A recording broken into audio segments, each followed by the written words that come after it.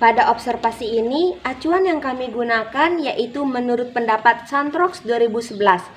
Pada anak usia 8-10 tahun, anak mampu menggunakan tangan lebih leluasa sehingga mampu menulis huruf tegak bersambung. Dan pada anak usia 10-12 tahun, anak mampu memanipulasikan gambar, mampu menguasai gerakan-gerakan yang rumit untuk menghasilkan gambar atau gerakan yang dilakukan pada dirinya sendiri.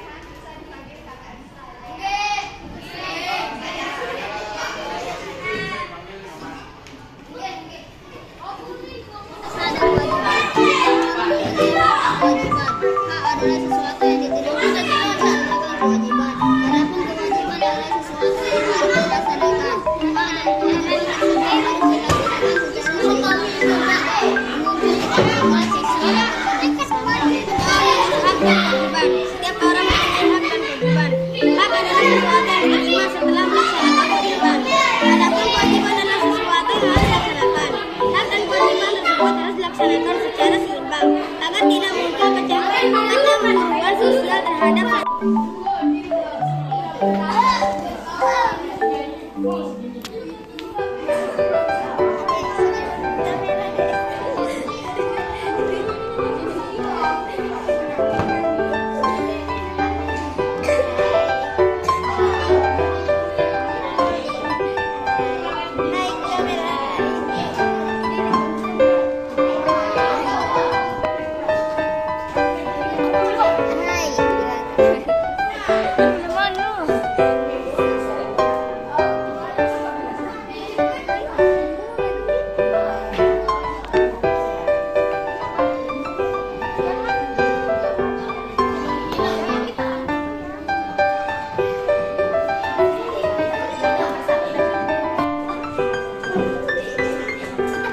Kenapa malu-malu? Kakak cuma mau lihat aja.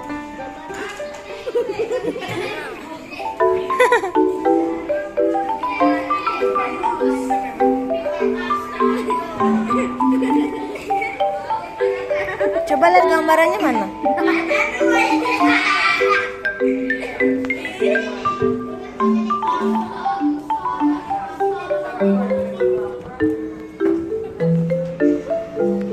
Dari tadi belum pada mulai ngegambar. Ini gambarannya mana?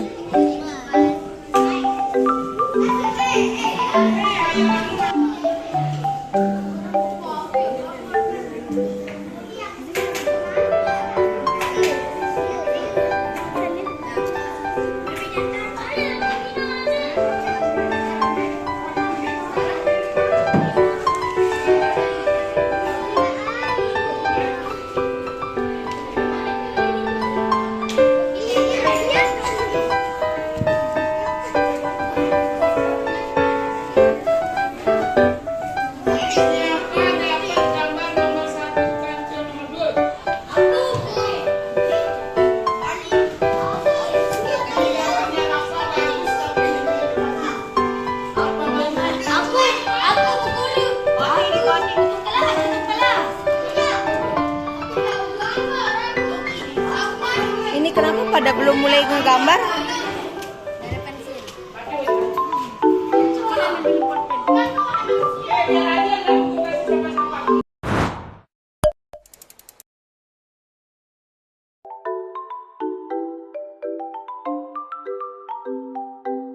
Saya akan menjelaskan secara singkat apa itu perkembangan fisik dan motorik halus pada anak-anak.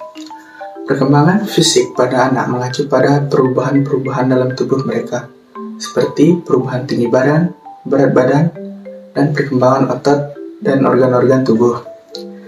Sementara itu, perkembangan motorik halus mengacu pada kemampuan anak untuk menggunakan otot-otot kecil seperti jari-jari, tangan, dan untuk melakukan tugas-tugas halus seperti merangkai puzzle, menulis, atau menggambar. Dua aspek ini sangat penting dalam perkembangan anak, karena akan mempengaruhi kemampuan mereka dalam berbagai aktivitas sehari-hari, serta belajar di sekolah. Perkembangan motorik halus anak di masa kecil memungkinkan anak-anak menjadi seniman. Sandstrom 2011. Kebiasaan anak suka mencoret-mencoret bisa membentuk motorik anak. Maka dari itu, K. Allen dan Lien 2010 berpendapat ada 4 indikator perkembangan psikomotorik halus anak usia dasar sebagai berikut. Itu yang pertama, menulis, membuat coretan dan menampilkan keterampilan motorik halus lainnya dengan lebih baik. Fase ini ditandai oleh semakin baiknya keterampilan motorik halus. Yang kedua, menggunakan lengan, kaki, telapak tangan, dan telapak kaki dengan mudah dan ketepatan yang lebih baik seperti mengetik keyboard dan menjahit cenderung semakin baik dalam melakukan kegiatan motorik kasar. Yang ketiga, senang menggunakan tangan untuk membuat karya seni dan kerajinan tangan, memasak, melukis, membuat prakarya, membangun, serta membongkar benda seperti jam atau telepon. Dan yang terakhir yaitu menggambar secara terinci dan melukis. Seseorang anak lebih senang melatih tulisan tangannya menjadi lebih sempurna. Mungkin itu yang saya sampaikan dari perkembangan fisik dan motorik halus pada anak. Saya ucapkan terima kasih.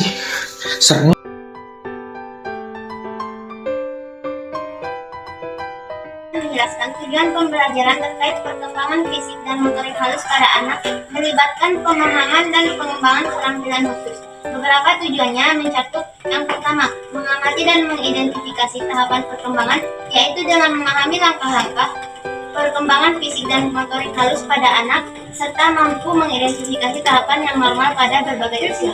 Yang kedua, mendorong pengembangan keterampilan motorik halus, yaitu dengan merancang aktivitas pembelajaran yang dapat merangsang dan memperkuat kemampuan motorik halus anak, seperti menggambar, menulis, atau merangkai puzzle. Yang ketiga, menilai kesehatan fisik, yaitu dengan mengajarkan cara memantau dan perkembangan motoriknya, serta memahami faktor-faktor yang mempengaruhi pertumbuhan mereka. Yang keempat, mengintegrasikan aspek kesehatan dan pembelajaran, yaitu dengan membantu anak-anak memahami pentingnya kesehatan fisik dalam konteks pembelajaran, sehingga mereka dapat mengembangkan kebiasaan hidup sehat sejak dini. Yang kelima, berpartisipasi dalam kegiatan fisik, yaitu dengan mendorong partisipasi anak dalam aktivitas fisik yang bersifat menyenangkan, sehingga mereka dapat merasakan kegembiraan dan manfaat dari gerakan tubuh. Sekian.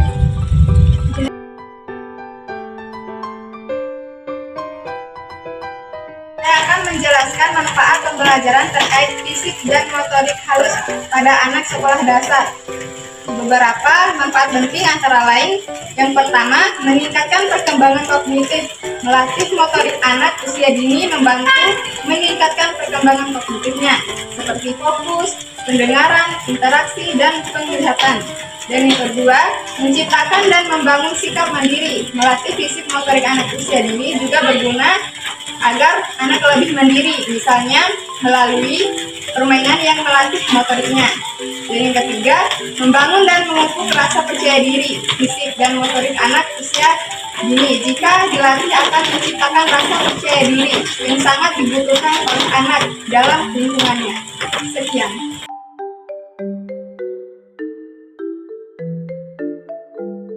Menurut K. Allen dan Liner pada 2010, ada 2 faktor yang menyebabkan anak mengalami perkembangan pada motorik halusnya, yaitu 1. Faktor eksternal. Semakin aktif si janin yang ada di dalam kandungan, maka semakin cepat pula perkembangan motorik halus pada anak tersebut. Yang kedua, adanya rangsangan dan dorongan yang lebih dari orang tua pada anaknya. Yang ketiga, tercukupinya gizi anak pada awal kehidupan pasca lahir. Yang keempat, adanya rangsangan dan dorongan untuk menggerakkan semua bagian tubuh sehingga mempercepat perkembangan motorik halus pada anak tersebut. Yang kedua, ada faktor internal, yaitu 1. Sifat dasar genetik seperti bentuk tubuh, kecerdasan, memiliki pengaruh yang menonjol terhadap perkembangan motorik halus pada anak.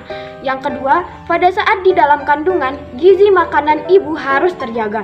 Yang ketiga, anak yang memiliki IQ yang tinggi menunjukkan perkembangan yang lebih signifikan. Yang keempat, cacat fisik pada anak akan mempengaruhi perkembangan motorik halus pada anak tersebut. Yang kelima, kelahiran anak yang prematur akan memperlambat perkembangan motorik pada anak tersebut. Dari observasi yang telah kami lakukan, kami mendapatkan 3 kasus keterlambatan perkembangan motorik pada anak, yakni pada anak kelas 3, kelas 5, dan kelas 6, di mana faktor yang menyebabkan anak kelas 3 ini mengalami keterlambatan dalam motorik halusnya yaitu faktor eksternal, di mana pada saat PAUD sampai kelas 1 sekolah dasar, stimulasinya terganggu karena pandemi COVID-19. Dan dari keluarganya sendiri, terutama ibu dan ayahnya, tidak maksimal dalam melakukan stimulasi untuk anaknya karena ibunya sibuk, begitu pula dengan ayahnya. Yang kedua, pada anak kelas 5, faktor yang menyebabkan anak ini mengalami keterlambatan dalam perkembangan motorik halusnya yaitu faktor internal, di mana anak ini mengalami gangguan pada sarafnya yang akan menyebabkan gangguan pada jari, lengan, dan otot. Ini yang menyebabkan motorik halusnya tidak mengalami perkembangan yang signifikan. Yang ketiga, pada kelas 6 SD yang tidak mau diwawancarai dan ia juga mengalami keterlambatan dalam perkembangan motorik halusnya. Kata gurunya bahwa anak ini tidak diperhatikan oleh orang tuanya karena mereka terlalu sibuk, dan juga karena pada saat pandemi coronavirus melanda, anak ini tidak diajarkan untuk menulis ataupun melakukan kegiatan untuk mendorong perkembangan pada motorik halusnya.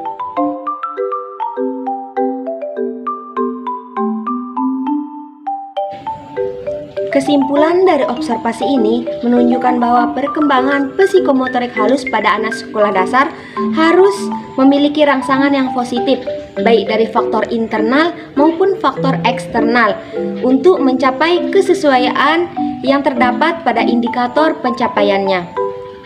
Tujuan utama dalam pembelajaran ini untuk anak yang memiliki perkembangan motorik yang tidak sesuai, yaitu melatih kemandirian anak dan interaksi lingkungan sekitar. Maka dari itu, ada beberapa solusi atau perhatian khusus untuk anak yang kurang pada motorik halusnya.